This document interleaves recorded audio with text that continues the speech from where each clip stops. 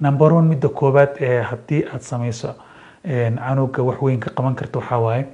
in canugaada wixii wanaag uu sameeyo aad qirto. dabeecad inta wanaagsan in xunna uu leeyahay, qof walba in wanaagsan uu leeyahay. wax yaroo ficil wanaagsana canugaada hadduu sameeyo waxaa la rabaa inaad dhahdo thank you very much, tanaad samaysay waa ku fiican tahay hawshaasi, marka wuxuu ka qaadaya dhiirigelin. midda labaad oo iyadana muhiimka waalidiin badan ay sameeyeen waxaa waaye in canugii aad positive role model u noqotaa,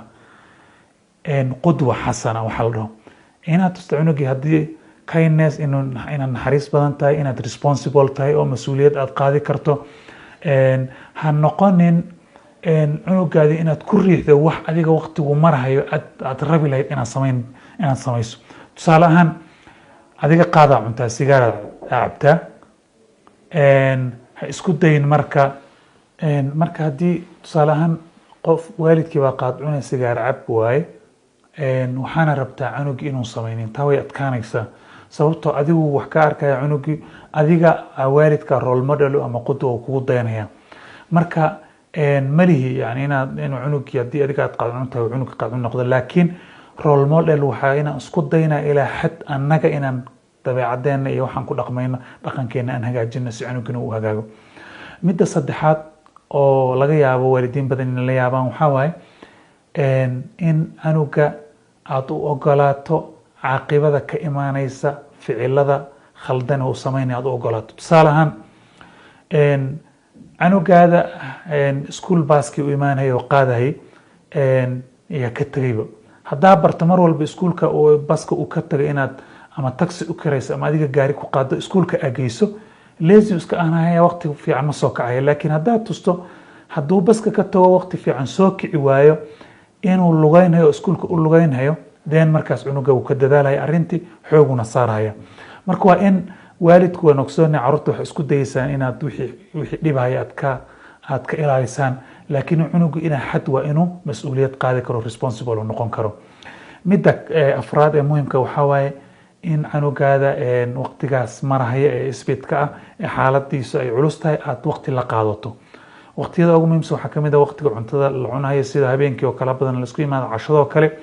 waqtigaasaad ku wareysan kartaa iskuulka. waqtiyada kaloo waqtiga ciidaha, waqtiga fasax leeyahay, waqtiyada outinka la aado iyo waqtiga kalood siin karta waa inaad time la qaadato oo cunuga xaaladiisa timeka aad la qaadanayso ayaa keenaysa marka inaad cunugii aad isku soo dhawaataan, waxyaalo badan aad ka xalisaan oo saaxiibo ku noqotaan. midda shanaad waa in qaanuunka guriga lagu wada joogayo adiga asaga ama adiga iyada cunugaadaas aa isla meel dhigtaan oo aas cunugaasi uu ogaadaa in qaanuunkaas uu asagana ku leeyahay uu ra'yi iyo fikrad uu ku leeyahay. markaad fikrad ahaan u sheegaysana badana waxaa waaye tusaale ahaan waqtiga habeenkii oo kale, waqtiga ugu dambeyn la rabo inuu guriga imaado hadduu yahay oo kale, waxaa leedahay oo kale timeka iyo timekaas. tusaale ahaan waqtiga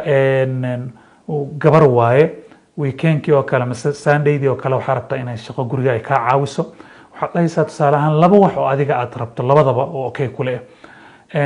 walinta ayada ma qadaa karinaysa mise weelasha dhaqaysa, waa tusaale ahaan adiga midkay ku samaysa midkay doorataba waa okay. marka inay laakiin ay ruleska iyo qaanuunka guriga lagu wada joogayo ay fikradooda ku lahaadaan waa muhiim, ay dareemaan in ayagana wax laga weydiinayo. midda lixaad canuga markaad la hadlayso waqtigaa marahaya xaaladdaa marahaya waa in aad oola hadasho ama aad oola dhaqanto sidii qof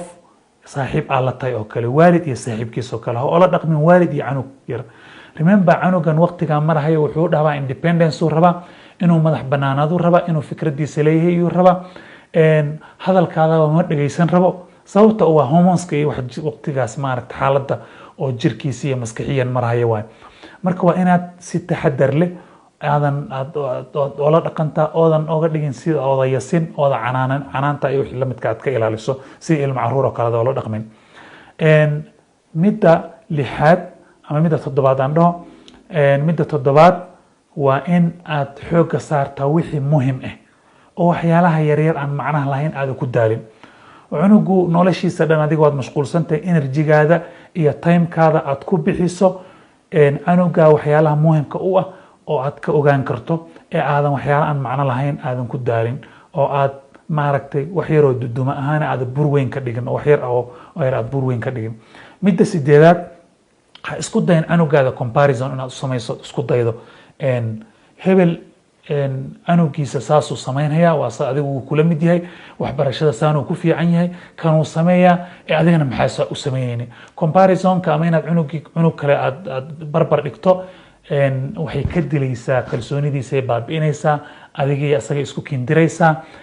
wax wanaagoo markaas dhexdiina ay ka samaynaysana malan cunugina baari kuma noqonayo.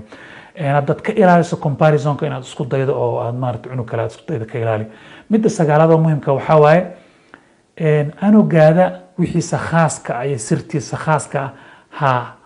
ha baarin laakiin noloshiisa ka warqab. waxaan ka wadaa waxyaalaha hoose iyo diarigiisa iyo dib waxyaalaha gudaha usii gelin laakiin se noloshiisa inaad ka ilaaliso saaxiibka xun inuu iska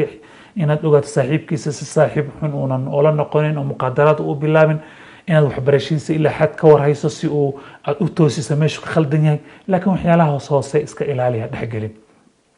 midda tobnaad waxaa waaye markii canugaada aad la hadli rabto ood la fariisanayso ood rabto arrin muhiima inaad kala hadasho ha la hadlin adoo xanaaqsan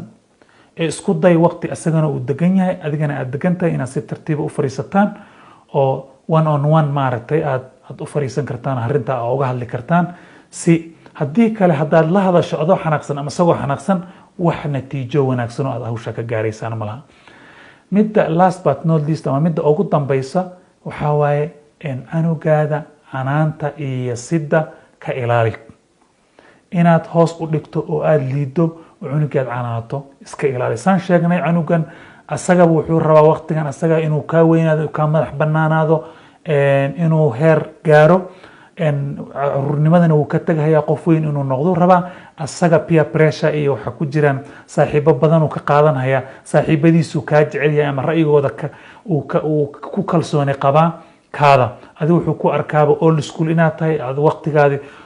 waqtigan aad la jaan qaadi karin marka ha isku dayin inaad canaanato isku day inaad saaxiib soo dhawaysato ood ka dhigto la saaxiibto. wassalaamu calaykum waraxmatullaahi wabarakaatu.